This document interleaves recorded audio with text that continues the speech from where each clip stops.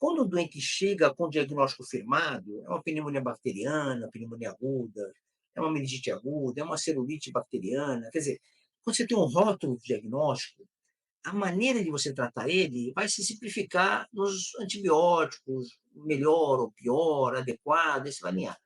Então, o primeiro passo é você alinhar um diagnóstico adequado. Esse é o desafio nosso.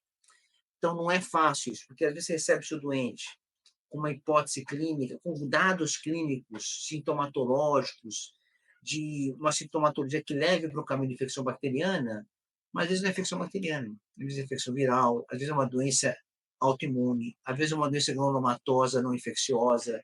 Então, você tem diversas possibilidades clínicas que podem não ser exatamente o diagnóstico agudo bacteriano para aquele doente. Então, o que nós temos que fazer com isso? Claro que a gente não vai dominar 100% isso, mas a gente consegue dominar boa parte. E para dominar boa parte disso, é fundamental que você faça uma anamnese de boa qualidade. Ver o doente, escutar ele, entender o processo de doença dele é fundamental. Eu vou dar um exemplo prático disso, um exemplo que a gente vive todo dia, um exemplo que a gente está vivendo hoje, por exemplo. Eu vejo o doente todo dia. Então, assim, veja como uma história muda a evolução de uma condição. Nós estamos com um doente, chegou inicialmente no serviço com um quadro que parecia um quadro agudo, quadro de um dia de evolução, com calafrio, febre, confusão mental. Então ele chega para você na emergência desse quadro, sepsis, uma dúvida, né? Porque ele viu confusão mental, ele já tem 69 anos, 68 anos de idade, um pouco mais idoso, então você fala, pô, será que é sepsis? Não é? Tem que tomar uma decisão, não sei o foco direito, olhou os pulmões, não tinha nada, urina não tinha nada. Aí o doente tem uma ausculta com sopro. Aí, bom, pode ser endocardite. Ok, o quadro é agudo, de um dia de evolução. Essa história que tinha na chegada, 1, 2 dias no máximo, isso era o dado que chegava para o doente. Então, na hora que você vê um doente desse, você atua de uma maneira. Você está recebendo o doente com uma suspeita de endocardite bacteriana aguda, por quê? Endocardite infecciosa, porque você tem um quadro com febre alta, calafrio, confusão mental, e um sopro, né? O sopro é o sopro sistólico, e a partir disso, você começa a raciocinar. O que você tem que fazer? Você tem uma ideia, né, clínica. Você tem sinais e sintomas, constituir uma síndrome para você, e dentro daqueles sinais e sintomas, você considera, puxa, a endocardite bacteriana é uma hipótese, porque tem sopro, então isso é importante, com febre aguda e tal. Confusão mental, você fala, puta, tem confusão mental, será que embolizou para a cabeça, fez um AVE isquêmico, ou está confuso porque é idoso, o quadro infeccioso está um quadro séptico, já não é só uma infecção localizada no endocárdio. Então, veja só a lógica disso. Eu estou contando esse caso para ilustrar um pouco de como que essas primeiras avaliações. Na hora que você tem uma endocardite bacteriana aguda, por exemplo, podemos falar um pouco sobre isso, você toma uma decisão mais abrupta, porque é um quadro agudo. E você, eu vou te falar assim, as endocardites bacterianas agudas, as causas mais comuns de agentes, mais típicos, são os gram-positivos, cocos gram-positivos. Nesses cocos gram-positivos, tem os streptococcus, né? Você tem o víridas, os streptococcus de maneira geral, e você tem os estafilococcus aureus, que são as bactérias mais importantes nesse processo. E o que acontece aqui? Na hora que você tem um quadro agudo, de bacteriana aguda, você não pode demorar muito na conduta, porque realmente esses doentes acabam evoluindo mal. E evoluir mal mesmo, evoluir mal de 1, 2 dias vai mal. Às vezes rompe uma cordoalha da válvula, por exemplo, se for mitral, se for o caso tricúspide direita, pode criar uma insuficiência da válvula aguda e gerar complicações graves. Então, assim, embolização. Então, você precisa, de fato, tomar decisão rápida para isso. E tem mais um aspecto desse dente particular que eu estou falando para vocês, que é a confusão mental, que você não sabe exatamente se esse quadro de confusão mental está relacionado a um quadro séptico ou não. Você não tem essa informação ainda. Aí você tem história de um dia, aí toma essa decisão, dá antibiótico. Nesse caso, acabou dando problema, foi dado antibiótico, não comeu cultura, aquela confusão toda. O que você tem que fazer? Colhe as culturas, cultura.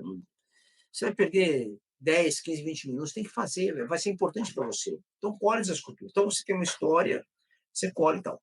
Aí esse doente fica 30, 40 dias internado e não melhora, faz febre, faz tudo.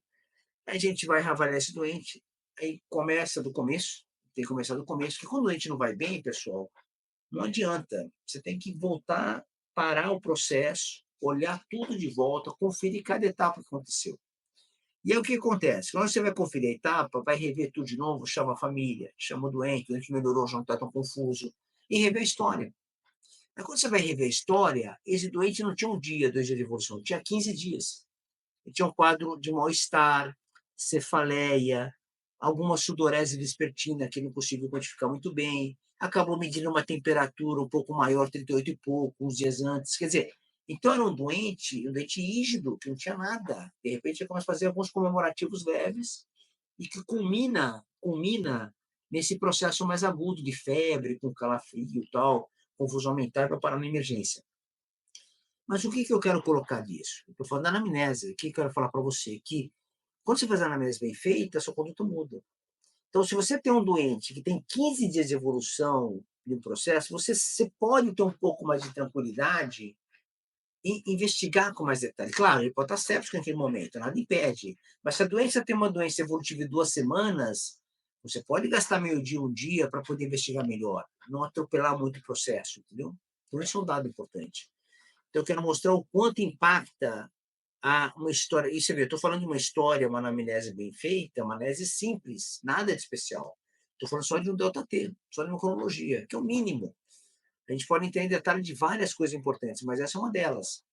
E mostra, e o que, que isso te ajuda? Ajuda a mudar a conduta, porque na hora que você vai fazer isso, você avalia esse doente, e ele já tem alguns dias evoluindo, algumas semanas, a suspeita de endocardite já não é uma endocardite mais de evolução aguda. Ela vai ser uma evolução subaguda. Então, muda a sua conduta. Permite você procurar um pouco melhor, investigar um pouco melhor esse doente, com culturas, né? Com imagem, tentar melhorar um pouco sua estratégia terapêutica. Tá certo? Então, esse é o primeiro passo. Ter, de fato, uma boa anamnese no doente de entrada é fundamental para você. Então, isso vai te ajudar a dar um primeiro passo para que você controle e maneje de maneira mais segura um paciente com infecção, uma suspeita de infecção bacteriana aguda. Eu falo suspeita porque você sabe bem disso, né? Você sabe que a gente chega com febre na emergência, a gente não sabe se é bacteriano ou não. A gente vai suspeitar. E aí nós vamos tomar decisões de acordo com a suspeita.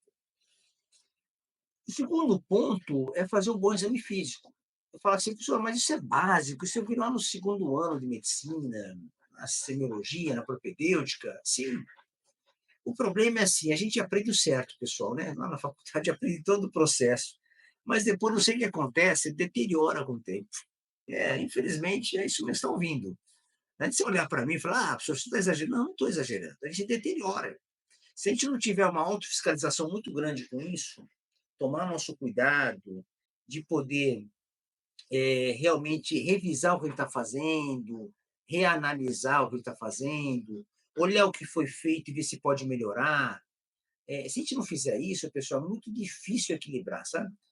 E falo isso porque eu passei por isso várias vezes também. Você acha que não? Você acha que eu conseguia, quando estava dando plantão, tal, fazer tudo exatamente do jeito que seria? Não, também era difícil. Também, entre aspas, a gente come bola, entre aspas, acontece. Ninguém é perfeito. Errar é humano, isso é real mesmo. Mas o fato é que, em cima de tudo isso, você precisa tomar muito cuidado para corrigir essas distorções que podem ocorrer. Então, esse é um ponto importante. Então, fazer o exame físico bem feito é importante. Um doente desse que eu estou citando com endocardite, você vai ter que ver ponta do pé, ponta dos dedos, abrir a boca, ver a mucosa oral dele, ver a base da língua, olhar a conjuntiva palpebral para ver se não tem alguma petequia, tudo isso para ver se não tem embolização periférica, né? Então, você precisa fazer isso, examinar com calma, examinar o abdômen com cuidado para ver se não tem um baço grande, um fígado grande, é, o exame físico completo. Então, quanto mais detalhista você for nisso, provavelmente o resultado vai ser melhor, ok? Então, esses são os pontos importantes na avaliação médica que você precisa ter nessa primeira avaliação. Muito bem. Então, anamnese bem feita, exame físico bem feito, nós fechamos o exame clínico e com essa informação você vai ter vários sintomas, vários sinais e fazer o conjunto do raciocínio seu.